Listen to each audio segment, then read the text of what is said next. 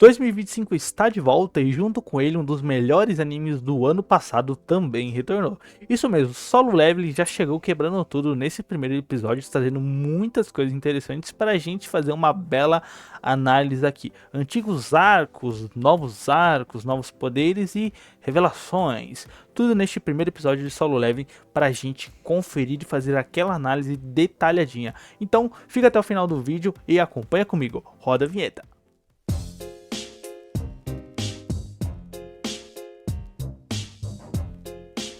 Pessoal, antes da gente entrar no primeiro episódio do Solo Leveling, é importante você refrescar a cuca e saber o que aconteceu no final da primeira temporada lá no ano passado. Então, a gente vai fazer aqui uma recapitulação super breve mesmo, tá bom? Então vamos lá. Pra quem não se lembra, no final da primeira temporada a gente teve aquele filme que é basicamente uma recapitulação de tudo o que aconteceu ao longo da temporada em Solo Leveling. Então, pra quem assistiu todos os episódios, depois viu o filme, beleza, eu só assisti o anime porque pra mim tava de bom tamanho, mas é que nem aquele filme do Demon Slayer do Mugen Train, né? É uma recapitulação e introdução à segunda temporada. E para quem não se lembra exatamente o que aconteceu, no final da primeira temporada o Jinryu derrota o Igris e faz ele chegar ali para o seu arsenal, traz aquela sombra para o arsenal dele. Então a gente tem aquela luta super insana entre o Jinryu e a sombra e várias coisas acontecendo, e aquela...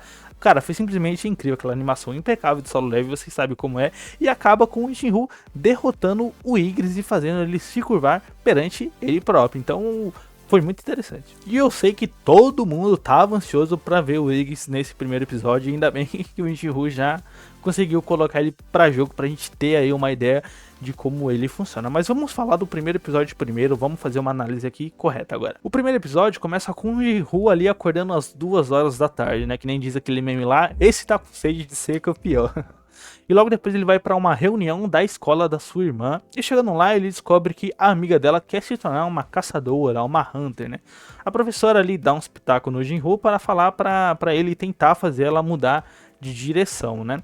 Então o Jinryu vai e encontra essa amiga da irmã dele e leva ela para fazer uma dungeon de rank C, né? Lembrando aí que o Jinryu é rank E e leva ela para fazer uma dungeon de rank C para mostrar a real crueldade das dungeons e como funciona aquele mundo de caçador e como é ruim, para ver se ela desiste de ideia, né? E chegando lá a gente vê que tem um esquadrão ali montado, vários caçadores de diferentes níveis, né? Rank A, Rank B e Rank C, D e E. E juntos eles entram para a dungeon, né, pra ganhar uma experiência, e o Jinryu pra dar uma lição na menina. Mas assim que os caras entram, a dungeon se torna uma Red Dungeon, uma dungeon vermelha, e o negócio fica cabuloso, porque uma Red Dungeon a gente nunca tinha visto antes, né, pelo menos que eu lembre não. Então já a primeira temporada já começa ali introduzindo uma Red Dungeon, que é bem impactante. Mas antes de continuar falando do primeiro episódio, eu quero pontuar uma coisa.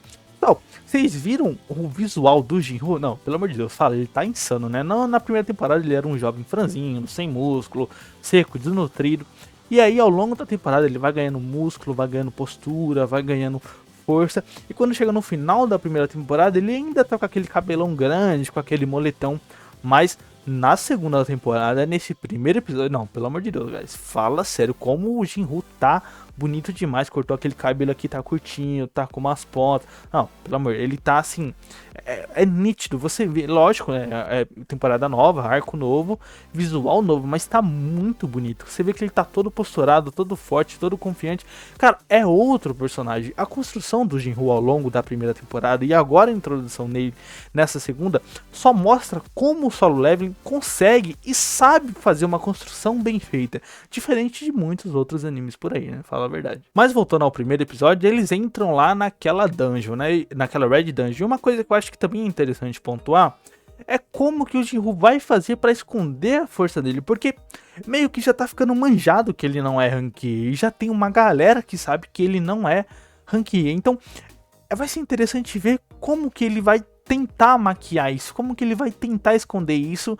E aparentemente, né, o que dá a entender pra gente que tá assistindo é que isso não vai durar muito tempo, porque ele não vai conseguir segurar esse papel de ser rank E e sendo super forte. Até porque também Outra coisa interessante, tem um caçador de rank S na bota do Jinru. Pra quem não se lembra, na primeira temporada ele matou um cara. E esse cara tinha um irmão, que é um herói de classe S, que tá numa guilda super poderosa. E esse cara, né, o irmão desse cara que ele matou, está atrás dele, do lado de fora da Red Dungeon. Então quando o Jinru sair, ele vai ter que lidar com outra coisa. Que é esse cara, e como que ele vai maquiar isso? Afinal, ele sair já vai ser um boom, já vai ser um tipo, uau, como que um rank E conseguiu sair e talvez outras pessoas de rank maior não. Então assim, tudo dá a entender que ele não vai conseguir manter essa fachada, né? E talvez aí, ao longo de 2, 3 episódios, isso daí já caia por terra, mas a questão é como. E será que é realmente isso que vai acontecer? Então acho que esse é outro ponto importante pra gente pontuar e analisar ao longo dessa temporada, né? Porque vai ser interessante de ver. E guys, eu não vou falar passo a passo do que aconteceu no episódio, porque senão eu vou estar narrando e o vídeo vai ficar chato. Então não é essa a ideia. Mas avançando no episódio aí, a gente sabe que aquele cara que é rank de classe A divide a equipe em dois. Então os mais fracos vão com o Jinru e os mais fortes vão com ele. Mal ele sabia que o Jinru é um cara super, hiper, mega poderoso, né? E o que acontece mais pra frente dos episódios aí é que o Jinru finalmente invoca aquela sombra dele. E tem muita coisa interessante pra falar dessas sombras e vamos pontuar aqui. É maravilhoso como o Jinru fala assim, ó. Ergam-se, tipo, subam, saiam. Cara, é muito da hora. Ele fica com aquele olho baixo, com aquela expressão. Cara, é foda. Já dá até um arrepio aqui, porque é realmente bem legal de ver. E outra coisa interessante de se notar é que é a primeira vez que o Jinru usa a sua sombra. E a gente percebe que a sombra drena uma grande quantidade de mana. Então provavelmente ele não vai poder usar aquelas sombras por muito tempo, né? Uma coisa legal é que as sombras são imortais. Então basicamente sombra, não tem como sombra morrer. Mas como a sombra drena a mana muito rápido, ele vai ter que ser muito inteligente para usar isso. E só usar em momentos chaves. Porque ali talvez ele não precisasse, mas foi um momento de teste para ver como que aquelas sombras iriam se sair. E outra coisa, se o inimigo for tão poderoso a ponto de derrotar todas as sombras com um só golpe ou de uma forma muito rápida, elas não conseguem voltar, como a gente viu, porque o urso deu aquele rugido, né, aquela porrada no chão, aquela coisa toda, e todas as sombras sumiram pós isso. A mana do Jinru foi drenada. Então é uma coisa a se prestar atenção também. Outro ponto interessante sobre a sombra dele é que a sombra mais forte, que seria o Igris, não sai do lado dele ao longo do episódio, ao longo da batalha contra, né, aqueles ursos polares, aqueles ursos fortes lá.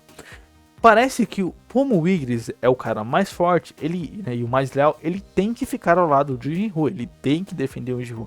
Ele só entra em batalha quando todas as outras sombras são derrotadas. Achei bem legal essa mistificação, essa introdução da sombra de Jinru. Isso eu achei assim bacana, além de que as sombras são variadas, até porque no final da primeira temporada eu não tinha notado que tem mago de sombra, né? Talvez tinha e eu não prestei atenção, mas assim, eu achei legal agora no começo dessa segunda temporada e nesse episódio mostrar que as sombras são variáveis, tem guerreiro, tem magos e tem o Igris, e talvez tenha até coisas mais que a gente não viu ainda. Então eu achei isso bem legal. E o Igris entrando em cena, como sempre, é um espetáculo. Desde o final da primeira temporada, que ele luta com o Jinru, que tem aquela batalha super incrível, o Igris já se mostrou assim, aquela sombra incrível, cara. E no final desse episódio, também a gente viu que ele lidou com o urso-chefe, né, que seria o boss, sem nenhum problema. E é até interessante a gente ver o Jinru falando que talvez a sombra seja até mais forte que o Jinru naquele momento. Então assim, mesmo o Jinru tendo a força equivalente a um classe A, ter o Igris do lado dele automaticamente faz ele ser um classe S, porque seriam dois classe A num só. Então o Igris e o Jinru lutando junto é praticamente um classe S, ou até mais do que um classe S, se é que isso é possível, mas é interessante pontuar isso também. E o episódio termina com aquele clímax de sempre, né? A gente vê aquele outro herói que montou outra equipe tomando uma camaçada de pau dos elfos de gelo. Então, assim, acho que merecido, né? E eu espero que não sobreviva. Eu sei também. E o episódio termina como? Bom, termina daquele jeito, né? A gente vê que aquele outro herói que montou o time teoricamente mais forte tomou na jaca, tomou na cuca, né? Porque toma ali uma camaçada de pau para os elfos de gelo e saiu, ó, vazado. Então assim, vai ser interessante a gente ver essa batalha do Jihu provavelmente contra o Elfo de Gelo e como que ele vai conseguir sair da Red Dungeon. E mais do que isso, quando ele sair da Red Dungeon, como ele vai lidar com aquele caçador, com aquele herói de classe A que tá, de classe S que tá lá fora esperando ele para dar uma camaçada de pau também. Então assim, o primeiro episódio dessa temporada já chega mostrando assim o potencial que é Solo Leveling, porque você assiste Solo Leveling e você não consegue tirar o olho da tela, porque a todo momento é uma coisa nova acontecendo. Se não é uma cena de ação, é um drama sendo construído, é uma história sendo construída que sempre te prende a sua atenção. Afinal, essa é a essência de Solo Leveling que a maioria dos animes deveria ter e que hoje em dia tá difícil. Então, Solo Leveling já começa daquele jeito, já impondo muita coisa pra gente, né? E vamos falar um pouquinho também aqui rapidinho sobre, né, os novos arcos. No final da primeira temporada, a gente viu que tinha aquela ilha dos insetos que a gente não sabia se seria exatamente explorada logo de cara. Aparentemente não, tá? Vai demorar mais um pouquinho para chegar nessa ilha dos insetos. Mas, todavia, entretanto, porém, a gente já teve indícios que essa temporada também vai explorar isso. Afinal, a gente teve ali a conversa entre os dois presidentes da associação ali dos caçadores, né? E lá eles falam que as quimeras, as formigas, os monstros estão começando a criar asas e voando em alturas baixas, mas o futuro, quem sabe? Então, tudo indica e dá a entender que isso também será explorado, então, ó, bacana. E essa é a magia do Solo Leveling. O primeiro episódio já começou com tudo, introduzindo muitas coisas, arcos antigos e novas construções, com a mesma pegada da primeira, sempre impactante e incrível de assistir. A gente tem que ficar de olho em Solo Leveling e acompanhar os próximos episódios, e quando lançar, eu trago uma review aqui desse mesmo jeito, o jeito do Killua TV, tá bom? Então se você gostou do vídeo, não esquece de deixar o like, se inscrever no canal, comentar o que você achou da primeira temporada, se tá atendendo às suas expectativas e se é isso mesmo que você esperava de Solo Leveling. Se tiver um ponto diferente do meu, não esquece de compartilhar comigo. Então, valeu, um beijão no Killua TV e tchau pra vocês.